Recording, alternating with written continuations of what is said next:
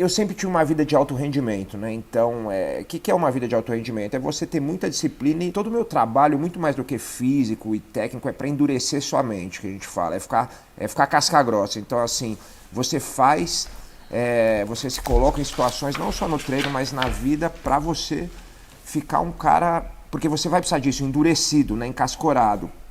E eu vejo que você, apesar de não ser um atleta de alto rendimento, você tem essa mentalidade, você trabalha da mesma maneira. Isso que me deixou muito interessante, me deixou muito interessado. Outro dia eu vi você fazendo um negócio da banheira de gelo, né? Que é uma coisa que a gente faz há muito tempo na luta, que mais do que te curar, ela te dá essa força de vontade, porque é muito difícil, né? Isso, é muito incômodo.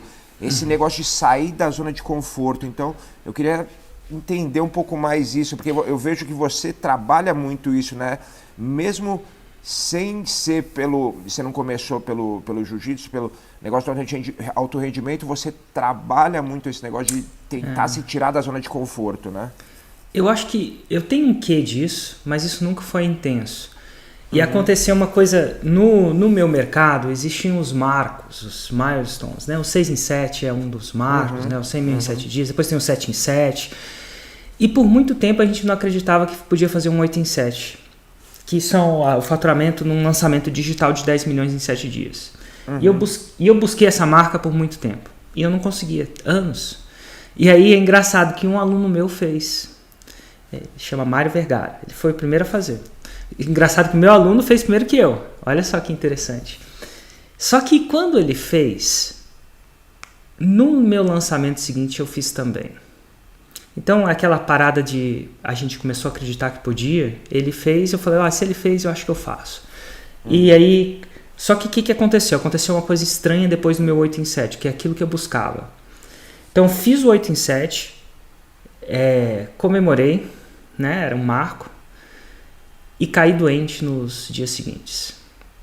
Eu morava ainda em Barcelona, mas eu fiquei bem doente mesmo. Eu fiquei tão doente que a minha esposa me levou no médico. A minha esposa ela acredita em tudo que é louco na vida. Então, lá em Barcelona tinha um médico lá, e muito louco também. E eu não entendi. Assim, também. Eu sou muito cético e ela é assim também. Aí ela foi lá e eu tava meio doente, assim. Eu tava realmente. Eu não sei o que era doente. Eu tava, vamos dizer, debilitado. Sei lá, meu sistema imunológico tava baixo. E ela falou assim, Eric, você vai ter que ir pro médico. Eu não vou no médico, né? Eu não vou em médico. Mas ela falou assim, você vai no médico. Então, mulher que decide, aí a gente vai lá. E aí o cara começou a falar um monte de coisa. Eu já tava meio doente, eu não entendia nada do que ele tava falando direito, sabe? Mas ele falou que eu tinha que tomar uns soros, umas vitaminas. E aí eu entro numa sala com o cara era muito louco. Parecia muito louco. E aí tinha uma bolsa de vitamina amarela, parecendo amarelo, marca-texto, parecia uma urina. E tinha uma bolsa, eu te juro por Deus, uma bolsa de vitamina azul marca-texto.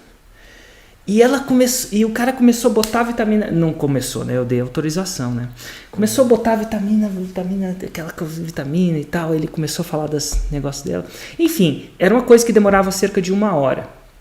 E aí eu cheguei e. Chega uma hora que a enfermeira troca as bolsas e tal. Ela pegou e trocou a bolsa. Eu falei assim, nossa, que louco. Aí eu perguntei pra enfermeira, e você? Você também segue essa filosofia desse médico? Você toma essas vitaminas também? A enfermeira virou pra mim e falou assim, eu não, você tá maluco? Eu falei assim, caramba, tem esse cara enfiando essas coisas fosforescentes na minha meia. Enfim, no final das contas a vitamina era boa, eu fiquei melhor. Só que naquele dia eu descobri que eu não estava preparado fisicamente para aquilo. E pode parecer que não. E aí eu comecei, a partir daquele 8 em 7... eu falei assim, eu preciso me preparar fisicamente. Então, como é que eu tava? Eu tava gordo, né? Com uma massa... gordo no sentido não de super obeso, mas eu tinha... tinha uma cintura muito grande. Eu falei assim, eu preciso me preparar. E aí eu comecei a pensar, eu preciso endurecer minha mente, porque... E aí comecei a procurar fazer exercício. Na época, comecei a considerar meditar. Na época, eu comecei a considerar meditar. E aí uma coisa foi puxando a outra. Foi puxando de exercício. Eu passei para o cross, que era um exercício mais intenso. Da meditação, comecei a meditar mais tempo. E aí eu descobri que eu precisava preparar minha mente para não cair doente depois de grandes conquistas. E foi assim. Era engraçado, eu fazia um evento ao vivo, lembra desse grande evento ao vivo que o Wagner falou? Claro. Eu caía doente todos os eventos, eu não sabia porquê, cara. E aí quando eu comecei a endurecer minha mente para isso, eu o último evento, esse grande, que talvez eu tenha te falado, eu não adoeci, então eu fiquei melhor.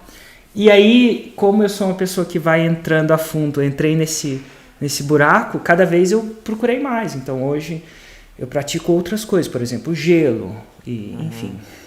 E aí eu vou. Eu até anotei aqui, ó, endurecer. Eu não sabia que eu endurecia minha mente, mas é isso, eu tô endurecendo minha mente. Não, mas o mais impressionante que eu acho, o negócio da relação com o alto rendimento, porque isso, cara, pra gente faz toda a diferença. Não adianta, porque você tem que ficar se tirando da zona de conforto o tempo todo. Esse é o segredo pro atleta de alto rendimento.